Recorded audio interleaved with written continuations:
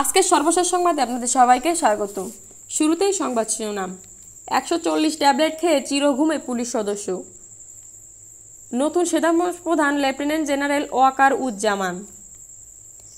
এমপির ছেলে এমপি হোক সেটা আমি চাই না, বললেন ব্যারিস্টার সুমন। আপনারা চলে গেলেন আজিজ আর বেনজিরে, ওটাই হলো হেডিং, বললেন কাদের। একজন আইজিপি কিভাবে এত অঢেল সম্পত্তির মালিক, বিস্মিত হাইকোর্ট। এবার বিস্তারিত। 140 ট্যাবলেট খেয়ে চিরঘুমে পুলিশ সদস্য। নেত্রকোনা মডেল থানায় কর্মরত এক পুলিশ সদস্য পারিবারিক কলহে 140টি ট্যাবলেট খাওয়ার পর মারা গেছেন। ওই কনস্টেবলের নাম রুবেল মিয়া। রোববার রাতে তিনি ওই থানার ব্যারাকে ট্যাবলেট খাওয়ার পর অসুস্থ হলে তাকে নেত্রকোনা আধুনিক সদর হাসপাতালে নেওয়া হয়। সেখান থেকে ময়মনসিংহ একটি বেসরকারি হাসপাতালে ভর্তি করা হলে সোমবার বিকাল 5টার দিকে তিনি মারা যান। তিনি ময়মনসিংহ জেলার গরিপুর উপজেলার সহনাটি গ্রামের মুক্তিযোদ্ধা ফারুক আহমেদের ছেলে। নেত্রকোনার অতিরিক্ত পুলিশ সুপার মোহাম্মদ লুৎফুর রহমান মৃত্যুর বিষয়টি নিশ্চিত করেছেন। পুলিশ ও স্থানীয় সূত্রে জানা যায়, প্রতিদিনের মতো দায়িত্ব পালন শেষে তিনি রাত 8:30টার দিকে থানার মেসে রাতে খাবার খান। এরপর তিনি তার ফেসবুক আইডিতে দ্য ইন্ড লিখে স্ট্যাটাস দেন। এটি রাত 12টার দিকে তার ছোট ভাই দেখতে পেয়ে 99-এ কল করে জানান। এরপর কর্তৃপক্ষ সংশ্লিষ্ট থানাকে অবহিত করে। ঘটনা জানার পর নেত্রকোনা মডেল থানা পুলিশ তাকে প্রথমে নেত্রকোনা আধুনিক সদর হাসপাতালে নিয়ে যায়।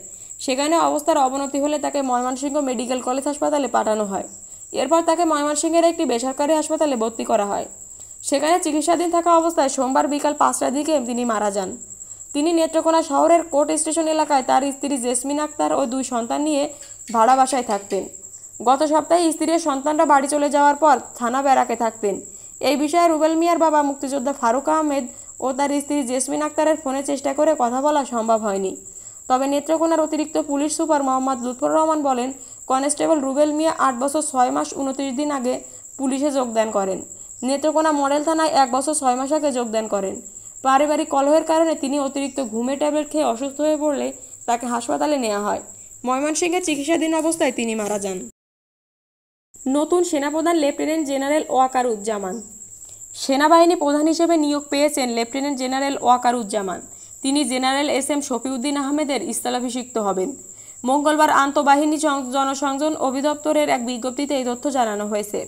বিজ্ঞপ্তিতে বলা হয়েছে, লেফটেন্যান্ট জেনারেল ওয়াকার উজ্জামানকে আগামী 23 জুন বিকাল হতে আগামী 3 বছরের জন্য সেনাবাহিনী প্রধান পদে নিয়োগ প্রদান করা হয়েছে। লেফটেন্যান্ট জেনারেল ওয়াকার উজ্জামান 1985 সালের 20 ডিসেম্বর ইস্ট বেঙ্গল রেজিমেন্টের সদস্য হিসেবে 13তম দীর্ঘমেয়াদী কোর্সের সঙ্গে বাংলাদেশ সেনাবাহিনীতে কমিশন লাভ করেন। সামরিক জীবনের শুরু থেকে বিভিন্ন কোর্সে ফলাফল ভালো ক্রমধারায় তিনি ডিফেন্স সার্ভিসেস কমান্ড ও স্টাফ কলেজ মিরপুর থেকে সাফল্যের সঙ্গে গ্রাজুয়েশন সম্পন্ন করেন। পরবর্তীতে তিনি joint services command and staff college যুক্তরাজ্য থেকে গ্রাজুয়েট হিসেবে স্বীকৃতি লাভ করেন। তিনি জাতীয় বিশ্ববিদ্যালয়ের আওতায় প্রথম শ্রেণীতে মাস্টার্স অব ডিফেন্স স্টাডিজ সম্পন্ন করেন এবং যুক্তরাষ্ট্রস্থ King's College University of London থেকে master of arts in defence studies degree অর্জন করেন। তার দীর্ঘ 39 বছরের বর্ণাঢ্য সামরিক জীবন কমান্ড, স্টাফ ও প্রশিক্ষকের অভিজ্ঞতায় পূর্ণ। তিনি 12 ফেব্রুয়ারি 2009 থেকে 8 জুন 2010 পর্যন্ত 17 ইস্ট বেঙ্গল রেজিমেন্টের উপ অধিনায়ক ও অধিনায়কের দায়িত্ব পালন করেন। এ সময় তিনি তৎকালীন বিডিআর বিদ্রোহ দমনে নিষ্ঠা এবং বিচক্ষণতার সঙ্গে দায়িত্ব পালন করেন। এক্ষেত্রে তিনি ভূয়সী প্রশংসা অর্জন করেন। পরবর্তীতে তিনি 27 জুলাই 2011 থেকে 11 নভেম্বর 2013 পর্যন্ত 2 বছরের বেশি সময় 46 স্বতন্ত্র পদাতিক ব্রিগেডের কমান্ডার হিসেবে দায়িত্ব পালন করেন। তিনি জিওসি হিসেবে 2 এপ্রিল 2014 থেকে 23 ফেব্রুয়ারি 2017 পর্যন্ত 3 বছর 9ম পদাতিক ডিভিশন কমান্ড করেন।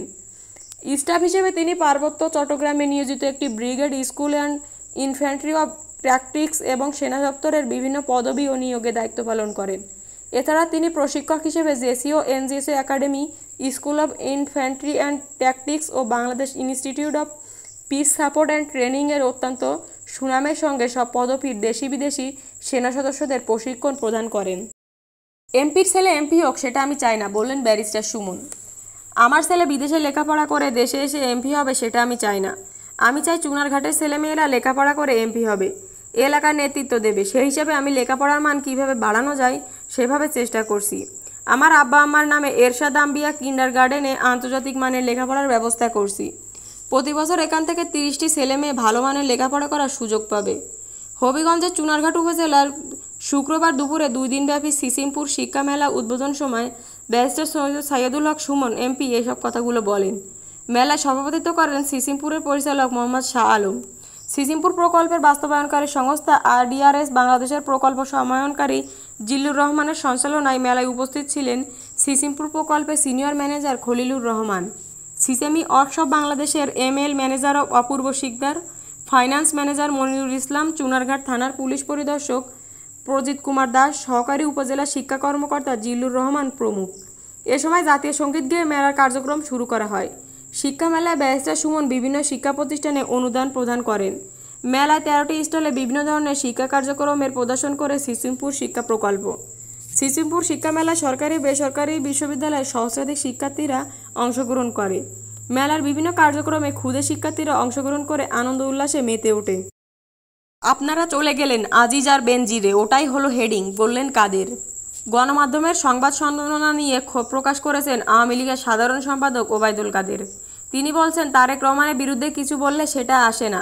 তারেক রহমানের দুর্নীতি নিয়ে কথা বলি, সেটা পরের দিন পত্রিকার পাতায় খুঁজে পাওয়া যায় না। খুব দুর্ভাগ্যজনক এটা। তিনি বলেন, গতকাল আমাদের মূল আলোচনাটি ছিল আওয়ামী লীগের প্রতিষ্ঠাবার্ষিকীর 75তম প্লাটিনাম নিয়ে।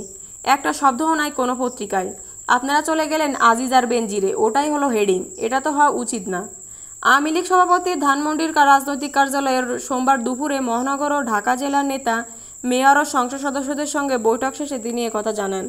আওয়ামী লীগ সাধারণ সম্পাদক বলেন, আমরা আমাদের প্রতিষ্ঠাবার্ষিকীকে ফোকাসে রেখে কথা বলছিলাম। আপনার ওখানে বেনজির আজিজকে ঢুকিয়ে বারবার, এটা তো প্রথম না। প্রায় দেখি আমি কিছু বললে ওই দুজন উঠে আসে। তারেক রহমানের বিরুদ্ধে কিছু বললে সেটা তো আসে না। তারেক রহমানের দুর্নীতি নিয়ে কথা বলি, সেটা পরের দিন পত্রিকায় পাতায় পায় না। খুব দুর্ভাগ্যজনক এটা। প্রধানমন্ত্রীর ভারত সফর নিয়ে ওবায়দুল কাদের বলেন, ভারত সফর শেষে দেশে এসে গণমাধ্যমের সঙ্গে কথা বলবেন প্রধানমন্ত্রী শেখ হাসিনা। প্রধানমন্ত্রীর ভারত সফরে বিভিন্ন গুরুত্বপূর্ণ বৈঠক হচ্ছে, পরে বৈঠকের বিস্তারিত জানা যাবে। এ সময় আওয়ামী লীগের সভাপতিমণ্ডলীর সদস্য জাহাঙ্গীর কবির নানক, যুগ্ম সাধারণ সম্পাদক আফমা বাহামুদ্দিন নাসিম, সাংগঠনিক সম্পাদক BM মোজাম্মেল হক মির্জা আজম, স্বরাষ্ট্রমন্ত্রী আসাদুজ্জামান খান কামাল, তথ্য সম্প্রচার প্রতিমন্ত্রী মোহাম্মদ আলী আরাফাত, ঢাকা উত্তর সিটি কর্পোরেশনের মেয়র আতিকুল ইসলাম, দলের কার্যনির্বাহী সংসদ সদস্য সাঈদ খোকন ও ঢাকা 10 আসনের সংসদ সদস্য ফেরদৌস আহমেদ উপস্থিত ছিলেন। একজন আইজিপি কিভাবে এত অঢেল সম্পত্তির মালিক, বিস্মিত হাইকোর্ট। একজন আইজিপি কিভাবে এত অঢেল সম্পত্তির মালিক হলেন না নিয়ে বিস্ময় প্রকাশ করে প্রশ্ন রাখেন হাইকোর্ট। এ সময় হাইকোর্ট বলেন, আমাদের বিষয়টি হতবাক করেছে। মঙ্গলবার যশোরে স্থানীয় সরকার বিভাগের কয়েকটি সেতু নির্মাণে অনিয়মের শুনানিকালে বিচারপতি কামরুল কাদের ও খিজির হায়াতের বেঞ্চ সাবেক আইজিপি বেনজির আহমেদ প্রসঙ্গে এমন মন্তব্য করেন। রিটকারী আইনজীবী শামসুল হক বিষয়টি নিশ্চিত করেছেন। শুনানিকালে আদালত বলেন, আপনাদের অনিয়মের বিষয়টি আমরা খতিয়ে দেখব। দেশে বিদেশে আলোচিত সমালোচিত হচ্ছে একজন সরকারি কর্মকর্তার অনিয়ম দুর্নীতি। একজন আইজিপি কিভাবে এত অঢেল সম্পত্তির মালিক হলেন, এটি আমাদের বিস্মিত করেছে। গত 29শে মে যশোরের 5টি নদীর ওপর 8টি সেতু নির্মাণে অভ্যন্তরীণ জলপথ তীরভূমিতে স্থাপনা নির্মাণ নিয়ন্ত্রণ বিধিমালা অনুসারে যথাযথ উল্লম্বন অনুভূমিক জায়গা না রাখার বিষয়ে স্থানীয় সরকার প্রকৌশল অধিদপ্তরের প্রধান প্রকৌশলী ও যশোরের নির্বাহী প্রকৌশলীকে নিজেদের অবস্থান ব্যাখ্যা করতে বলা হয়। এজন্য স্থানীয় সরকার প্রকৌশল অধিদপ্তরের LGED প্রধান প্রকৌশলী বা তার প্রতিনিধি এবং যশোরের নির্বাহী প্রকৌশলীকে 11 জুন আদালতে হাজিরের নির্দেশ দিয়েছে হাইকোর্ট। সেই হিসাবে মঙ্গলবার তারা হাজির হয়ে ব্যাখ্যা প্রদান করেন।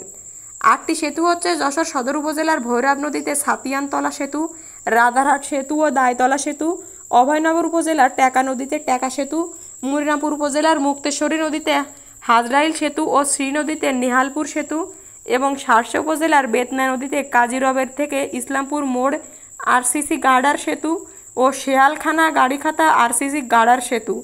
এর আগে যশোরে কম উচ্চতার 11টি সেতুতে নদী হত্যা শিরোনামে গত বছরের জুনে একটি প্রতিবেদন প্রকাশিত হয়।